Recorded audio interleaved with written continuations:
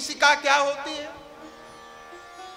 युद्ध में न जाने कितनी स्त्रियां विधवा होंगी, कितने बच्चे अनाथ होंगे, तुमको पता है। लेकिन यदि तुमने हठ कर ली है तो दुर्योधन सुन लो, दुर्योधन रण ऐसा होगा जो कभी नहीं वैसा होगा। दुर्योधन ऐसा युद्ध होगा जिसके होने के बाद न जाने कितनी पीढ़ियां याद करेंगी, और वैसा युद्ध फिर दोबारा कभी नहीं होगा। दुर्योधन ने कहा, प्रभु आप नाराज मत हो, आइए सुंदर बढ़िया बढ़िया पकवान मैंने बनवाया है, 56 भोग आप आकर के भोग लगाएं। विदुर जी पीछे सभा में खड़े थे, बिल्कुल पीछे कोई देख ना पावे, भगवान के दर्शन की कामना से। भगवान ने कहा, दुर्योधन हमारी एक आदत है। बोले क्या? जहां से न्योता पहले आ गया हम उसी के यहां पहले निमंत्रण में जाते हैं। कहां से निमंत्रण आया है? बोले हमारी चाची विदुरानी ने हमारा न्योता दिया है। विदुर जी पीछे खड़े हैं, हमने कब इनको न्योता दिया? ये कह रहे हैं कि चाची विदुरानी ने हमें न्योता दिया है। और भगवान तो अंतर्यामी है, घट घट वासी है, उनसे क्या छिपा हुआ है। और भोजन देखो दो स्थिति में होता है, या तो खाने वाला बहुत भूखा हो, और या तो खिलाने वाले का भाव उच्च कोटि का। तो ना तो मैं भूखा हूं और ना ही तुम्हारे अंदर ऐसा भाव है। ऐसा कह करके भगवान चल पड़े। विदुर जी जल्दी जल्दी भगे। उन्होंने सोचा ये छलिया कन्हैया है, इसका कोई भरोसा नहीं कब पहुंच जाए, और हमारे घर में तो कुछ है नहीं। भक्तमाल जी में वर्णन है, विदुर जी के यहां खाने तक को नहीं, राज्य छोड़ चुके हैं। भगवान सभा को छोड़ करके विदुर जी के घर गए।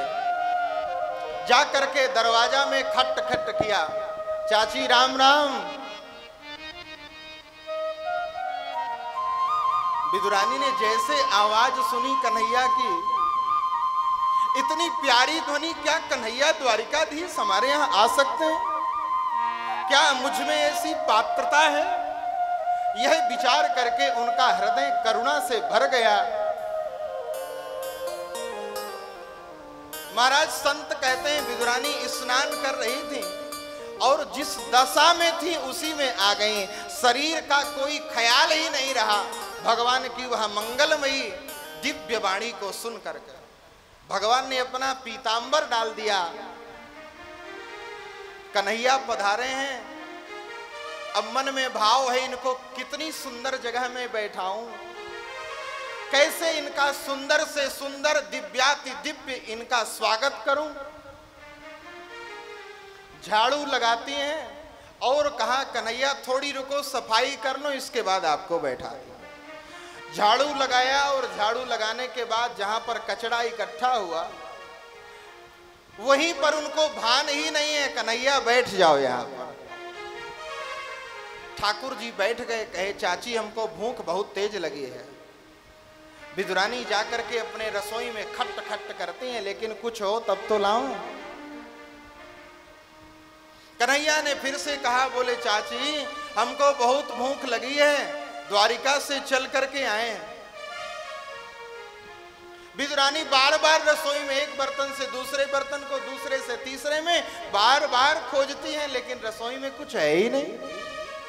कन्हैया ने जब तीसरी बार कहा चाची बहुत जोर की भूख लगी है, उनका हृदय भीग गया। पास में केले का वृक्ष लगा था, उससे केले का फल लेकर के आई और छील करके केले की फल को ना खिला करके केले के छिलके को ही भगवान को भाव से देने लगी। और ठाकुर जी पाते गए। आज भी बड़े भाव से भक्त गाते हैं, भगवान विदुर जी के घर में पाहुना बन करके पधारे। आज हरि आए विदुरे घरे पाहुना आज हरि आए, विदुरे घरे पाहुना आज हरि आए, विदुरे घरे पाहुना आज हरि आए, आज हरि आए, आज हरि आए, हाँ आज हरि आए, विदुरे घरे पाहुना आज हरि आए, विदुरे घरे पाहुना आज हरि आए।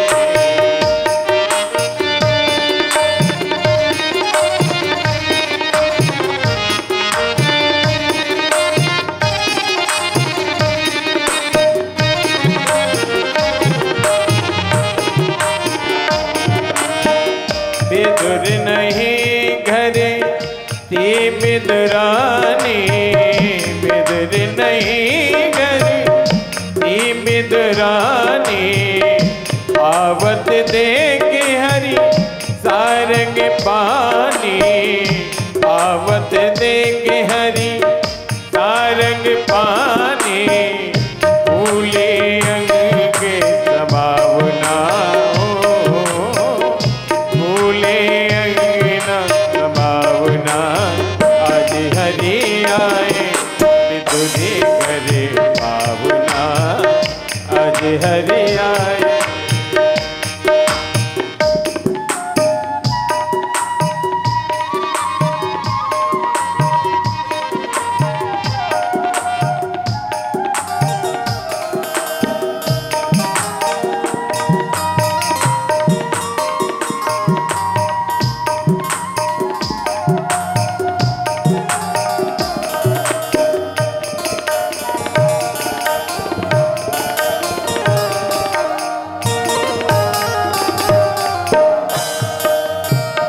केला बड़े प्रेम से लाए, केला बड़े प्रेम से लाए, गिरी गिरी सब देत गिराए, छिलका देत श्याम मुख माही, छिलका देत श्याम मुख माही, कहाँ गवाए भावना हो, कहाँ गवाए भावना आज हरि आए, विदुरे घरे पाहुना आज हरि आए, विदुरे घरे पाहुना आज हरि आए।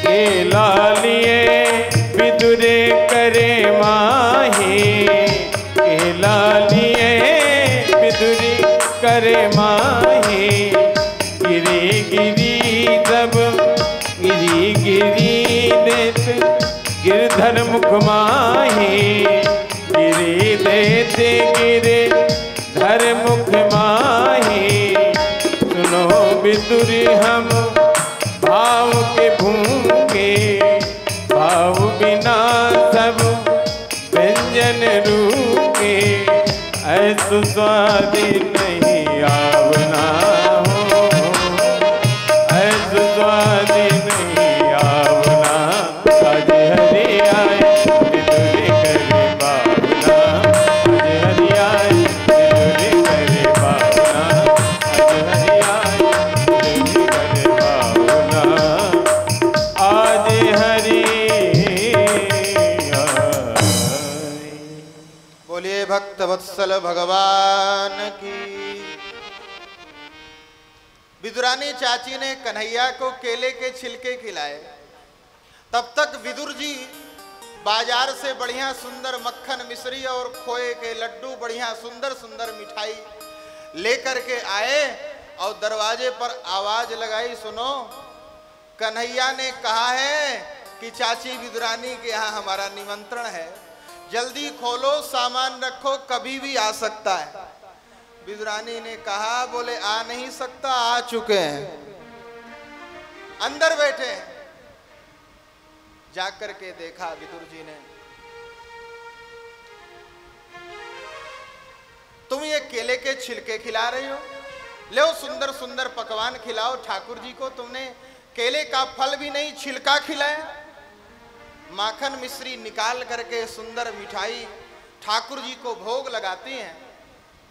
भगवान ने कहा, बोले चाचा विदुर, जितना स्वाद मुझे चाची के केले के छिलकों में आया उतना मुझे इस माखन मिश्री में भी नहीं मिला। भगवान श्री राम जी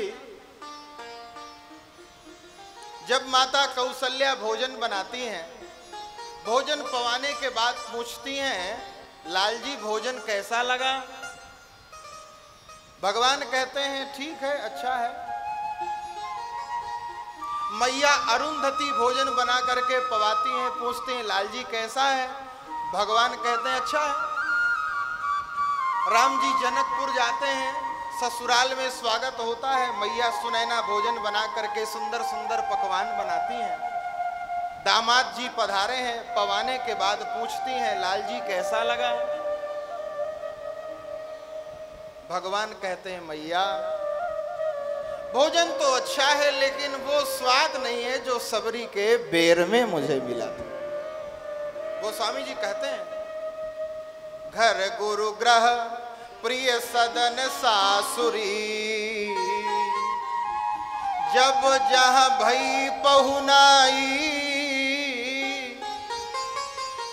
तहां तहां कही सबरी के फलन की, रुचि माधुरी न पाई। तहां तहां कही सबरी के फलन की, रुचि माधुरी न पाई।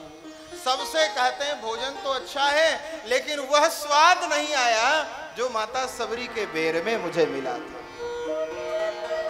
वह प्रेम नहीं मिला मुझे, क्योंकि भगवान से तो प्रेम का संबंध हो।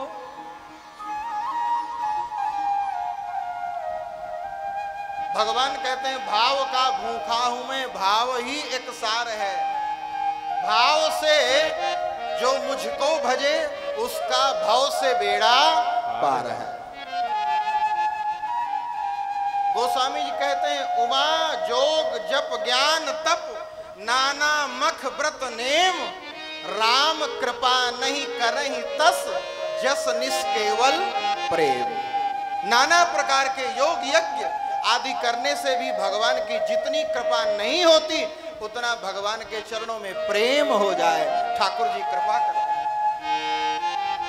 प्रेम की सगाई सबसे ऊंची, सबसे ऊंची प्रेम सगाई, सबसे ऊंची प्रेम सगाई, सबसे ऊंची प्रेम सगाई।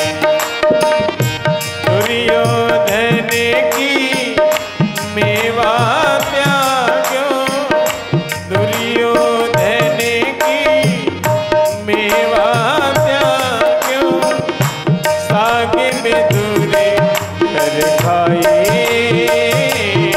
सबसे ऊंची प्रेम सगाई, सबसे ऊंची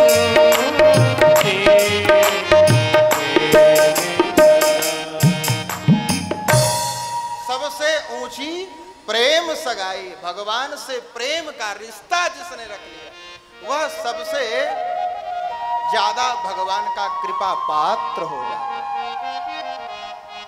विदुर जी हस्तिनापुर का त्याग करके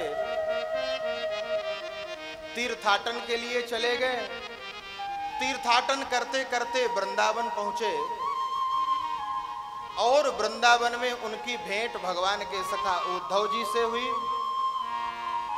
विदुर जी ने उद्धव जी से द्वारिकाधीश भगवान श्री कृष्ण का कुशल क्षेम पूछा। उद्धव जी ने सारा वृत्तांत बता दिया, महाभारत में कौन जीता, क्योंकि ये तो महाभारत के पहले ही चले गए थे, और पूरे यदुकुल के संहार की कथा सुनाई। उन्होंने कहा, हे विदुर जी, भगवान ने जाते समय आपको याद किया था। विदुर जी ने भगवान की याद करने की बात जैसे सुनी, विदुर जी के नेत्रों में आंसू आ गए। यह विदुर किसी योग्य नहीं था, लेकिन ठाकुर जी जाते जाते उद्धव जी कहते हैं कि ठाकुर जी ने कहा, बोले विदुर चाचा के घर में हमने जो भोजन में स्वाद पाया, जो प्रेम पाया, जो भाव पाया, वह आज भी हमको याद है। और यह गुह्य ज्ञान उद्धव जी जो मैं आपको दे रहा हूं, यह विदुर जी को मैत्रेय ऋषि प्रदान करेंगे। उद्धव जी ने कहा, हरिद्वार में मैत्रेय ऋषि आपकी प्रतीक्षा कर रहे हैं। वह गुह्य ज्ञान जो भगवान ने दिया है, वह मैत्रेय ऋषि के द्वारा आपको प्राप्त होगा। विदुर जी वहां से चल पड़े, हरिद्वार आए। सुखदेव जी कहते हैं, मैत्रेय मासी न अगाध बोधम। मैत्रेय जी बैठे हैं व्यास पीठ पर, और कैसे हैं, बोले अगाध बोधम। मैत्रेय मासीन अगाध बोधम, जिनको अगाध बोध है। वैसे तो देखिए, श्रोता वक्ता की प्रतीक्षा करता है। आप लोग जब आ जाते हैं तब हम आते हैं। श्रोता वक्ता की प्रतीक्षा करता है, लेकिन जब श्रोता विदुर जैसा हो तो वक्ता भी श्रोता की प्रतीक्षा करता है। हरिद्वार में मैत्रेय ऋषि इंतजार कर रहे हैं, विदुर जी कब आवे और उनको हम भगवान की मंगलमयी कथा सुना। विदुर जी ने बहुत अच्छा प्रश्न किया, बोले, हे प्रभु, सुखाय कर्माणि करोति लोको न तै सुखं वान्यदुपानवं वा विन्देत भूयस् तत एव दुःखं यदत्र युक्तं भगवान वदेन्नः।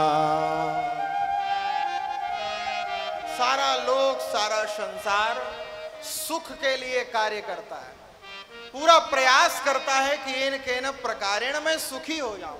सुखाय कर्माणि करोति लोको, लेकिन इतना करने के बाद भी उसको सुख मिलता नहीं है। न तई सुखम वान्यदुपारवं वा। आप मुझे कृपा करके बताइए, ऐसा उनके साथ क्यों होता है? वो जितना सुख का प्रयास करता है उतना ही दुखी होता चला जाता है। उसके पास कुछ नहीं है अभी रहने के लिए, तो भगवान से प्रार्थना करता है एक छोटा सा घर हो जाए। घर हो गया तो सोचता है रहने के लिए गाड़ी हो जाए। गाड़ी हो गई तो सोचता है अब व्यापार हो जाए, बढ़िया सी फैक्ट्री हो जाए। अब महाराज जब फैक्ट्री हो गई तो पहले तो चैन की बंसी बजाता था, सोता था। अब घर में उसको सदैव डर बना रहता है कब हमला हो जाए चोरों का। और जब ज्यादा सुविधा पाया तो पहले 4 रोटी प्रेम से पाता था, अब डॉक्टर ने वह भी मना कर दिया। शुगर डायबिटीज है, 2 रोटी दाल का पानी खाना है। जितना सुख का प्रयास करता है उतना ही वह दुख के गर्त में चला जाता है। सुखदेव जी कहते हैं, देखो जैसे कोई दलदल में फंस जाए तो जितना हाथ मारेगा निकलने के लिए उतने फंसता जाए। वह जितना प्रयास करेगा दलदल से निकलने का उतना ही फंसेगा। और फिर जहां से वो सुख की कामना करता है वहां सुख है ही नहीं, तो उसको सुख मिले कहां से? देखिए, जहां पर जो वस्तु मिलती है तो बाहर एक बोर्ड लगा रहता है। जहां पर औषधि मिलती है बाहर लिखा रहता है औषधालय। जहां पर भोजन मिलता है बाहर लिखा रहता है भोजनालय। जहां पर वस्त्र मिलता है वहां पर वस्त्रालय। जहां पर जो वस्तु मिलती है उसके बाहर बोर्ड बना रहता है।